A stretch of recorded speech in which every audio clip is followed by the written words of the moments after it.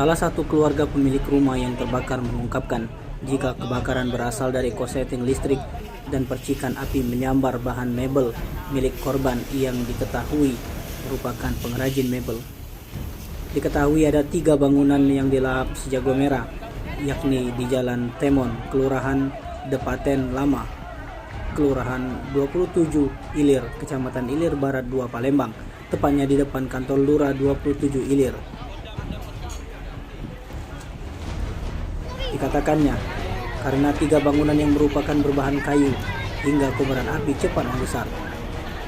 Anwar menuturkan, dari peristiwa kebakaran itu tidak sampai menelan korban jiwa, seluruh keluarganya dikabarkan selamat.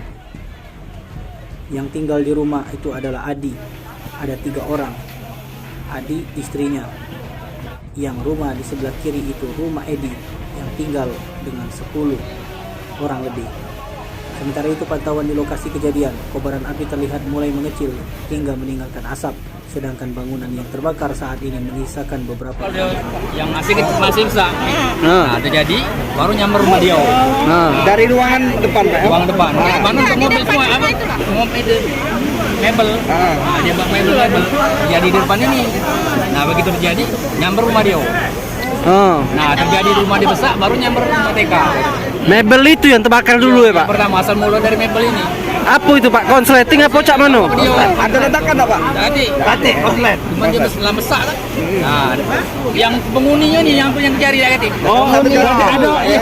Kira-kira ada berapa ini penghuni? Apa dia masih di dalam situ, aku dia berlari. Nah, Pak, sementara rumah yang terbakar berapa rumah? 3,5. 3,5. Sampai ke belakang. Sampai ke belakang toko sepeda. Paut bakar juga. Paut ini habis tengah. Paut ini habis, paut. Paut habis. Di rumah itu sebelah itu. Mbak, Nah, rumah ini. foto, Mbak. Ya, rumah ini. Siapa nama kita, Pak? Kanuan. Berapa usianya? Korban 62. Yang kurang tahu.